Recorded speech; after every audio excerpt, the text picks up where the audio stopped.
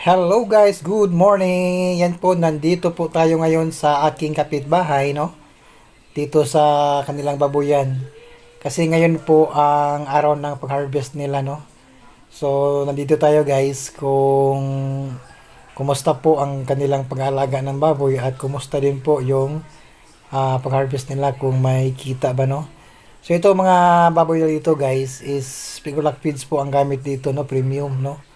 So, bali, ito po yung kulungan na dito. Bago pa lang sila dito, siguro mga wala pang 1 year, no? Na nag-aalaga ng baboy dito, guys. Ayan. So, balang ginawa nila is bibili na sila ng mga piglets at dito nila pinalaki, no? Yung mga nabili nilang mga biik. Ayan po, ito po na lang yung natira dito sa kulungan, no? I think ito ang pinakamalaking baboy. Ayan, so at dito guys, timbang na to. Ito ay nasa 87 kilos. Ayan. So, sila po yung nag-harvest na. At tamang-tama po guys kasi nasa timing po sila kasi ngayong mga panahon na ito is medyo mahal po yung baboy ngayon, no? So, nasa timing po, I think is malaki po yung kikitain na dito. Ayan, so pupunta po natin yung kinakargahan nilang baboy, no? Tricycle lang po yung gamit nila. Ayan, so pinalabas na po yung baboy. Hindi kasi makapasok yung sasakyan dito, kaya kailangang palakarin yung baboy papalabas, no? Yan po sila po yung kukuha ng baboy. So, tama-tama to ya guys kasi yan, nasa timing, no, ang kanilang pag-harvest kasi mahal ang baboy ngayon, nasa 180 pesos ang live weight dito. So, ayan, so I think dahil 4 na piraso na lang itong natira dito sa kanilang kulungan, siguro nasa mga estimate ko nasa mga 300 plus, no, kilos yung lahat-lahat ng kabuuan ng So mamaya guys ay malalaman natin kung ilang kilo lahat, no, yung mga timbang dito. Kasi Pigulac Feeds Premium po ang gamit dito nila guys. Ayan. Yan po, as pinalakad na po nila yung baboy ay papunta doon sa kanilang kinakargahan, no, tricycle. Ito mga buyer dito guys, sila po yung bali sila po galing sa Dipolog City, no. So dahil kakilala lang po to ng may-ari ng mga baboy dito, so sila po ang kumuha, no, ng mga baboy dito. Ayan. So mahirap talaga guys pag hindi makapasok yung sasakyan doon mismo sa may kulungan. Kasi gaya nito is kailangan mo pang palakarin yung baboy. Kung sa bagay is okay naman kasi pagkalabas ng baboy mula sa kulungan is nakatimbang na kagad. So okay lang, no, na ganito na kailangan pang maglakad, no, yung baboy pupunta doon sa sinasakyan, no. Ang hirap lang dito pag ganitong sitwasyon guys, pag hindi po makapasok sa sasakyan. Ayan, kasi yung kalimitan sa iba is walang sariling timbangan. So, siyempre nakaka-apekto po doon sa timbang nila, no.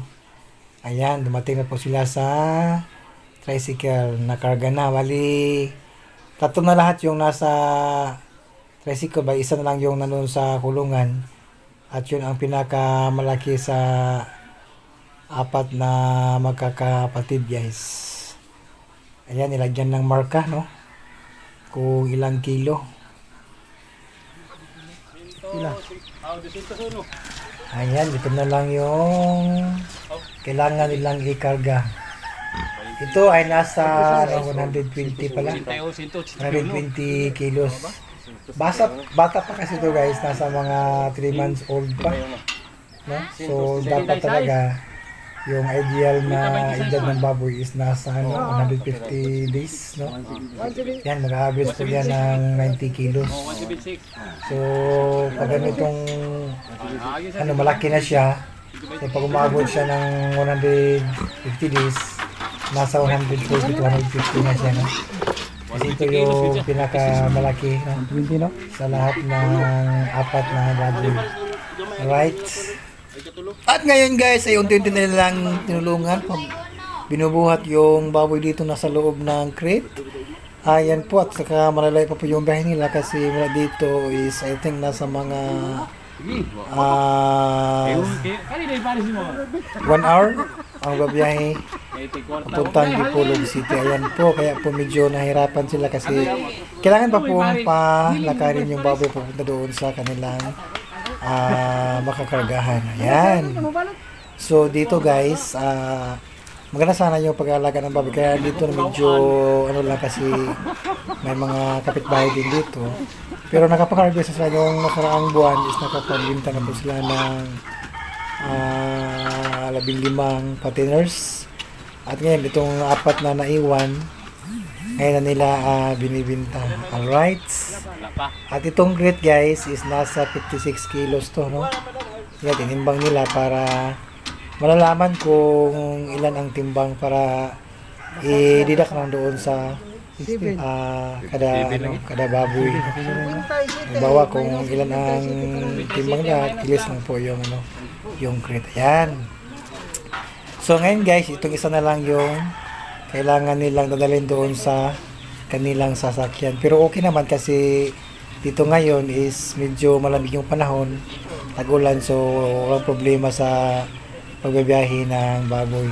Ayan po, medyo inihingal ko siya guys kasi siya po ang pinakamalaking baboy doon sa lahat ng apat na mga baboy. Ayan, tinulungan ni pare. Pare, tulungan mo pare! Ayan. Para mabilis tayo. Right, bilis, bilis, bilis. Ayan guys, so yun po ang mahirap pag hindi makapasok yung sasakyan doon mismo sa may tulungan. Pero okay lang to kasi konti lang sila. Madali lang naman dito karga. Maliban kung marami, yan, mahirapan. Right, malapit na po sila sa kanilang sasakyan at hinihinga na po itong baboy na to kasi pinoporsa po nila kasi ayaw maglakad ng maayos. Yan, maayos ka pare. Ayan po, check po yung mata niya kung pumupula ba. Ayan. Medyo nahihirapan sa dito kasi malaki to. Ito ang pinakamalaki sa lahat ng apat na magkakapatid. Ayan ang iba guys, is nakarga na rito sa may tricycle, no? Bali siya po ang may pinakamalaking timbang. Nasa 120 kilos po. Bali lahat-lahat po sa apat na baboy ay umabot po siya ng 390 kilos, no? So yan, sinuswerte si ate kasi mahal ang baboy ngayon. 180 ang live weight dito sa amin ngayon. Right. Bye-bye baboy, bye-bye baboy. Ayan, nakarga na silang lahat at medyo nagsiksikan sila dito sa may tricycle. Ayan guys, oh. At saka nilagyan na na marker para malaman kung ilan ang timbang nila. Ayan, so bukas sa nila is kakatayin para ipakain sa mga walang trabaho. Alright, so yan po guys, yan ang nakarga na po yung apat na mga baboy. Yan po, dahil tapos na po may karga yung apat na mga baboy na, so kailangan po silang paliguan kasi medyo nagsiksikan po sila at medyo malalayo pa po yung dahin nila guys. Ayan. Yung panahon? Buwan Japon.